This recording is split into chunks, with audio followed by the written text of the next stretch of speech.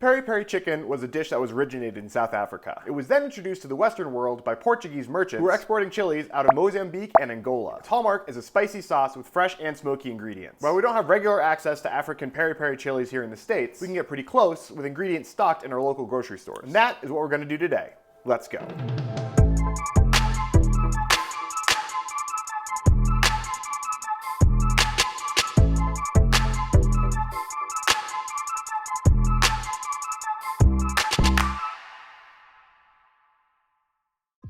Alright, so first things first, we need to get the sauce going.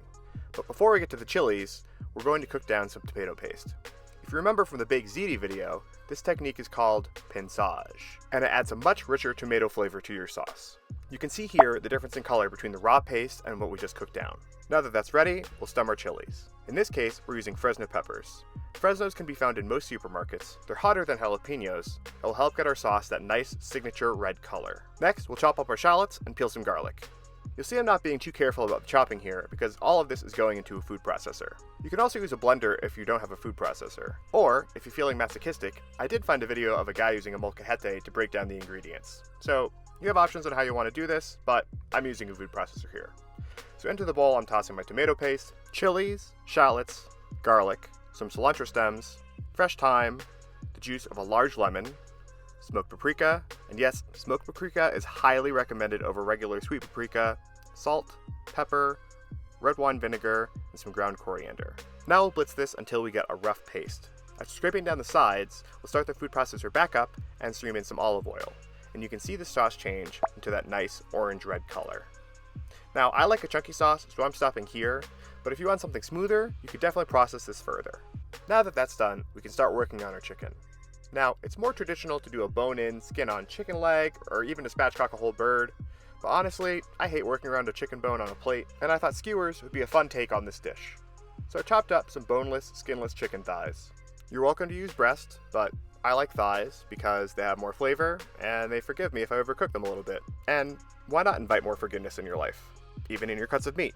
So those thighs are getting cut into about 1.5 inch pieces and going into a plastic container. You could also use a Ziploc bag, and getting coated in our sauce to marinate for anywhere between 1 hour to overnight.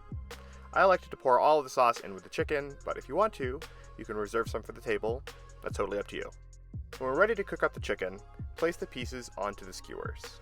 The most traditional cooking method would be over a coal-fired grill, but if you live in an apartment like me, you can use a grill pan like this, and that will give you some nice char marks. If you are grilling these, you should learn from my mistake and use 2 skewers for each kebab, like Chef John is doing in this video, and that will allow you to turn the skewers properly instead of rolling them on the grill like some dolt.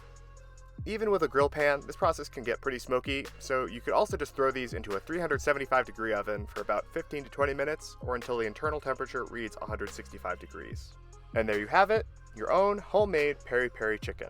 This sauce was spicy, but not eyes-watering, nose-runningly so. The chicken was tender and juicy, and served up with some creamy coleslaw and red-skinned potatoes, you are in for quite an enjoyable dinner. That does it for today.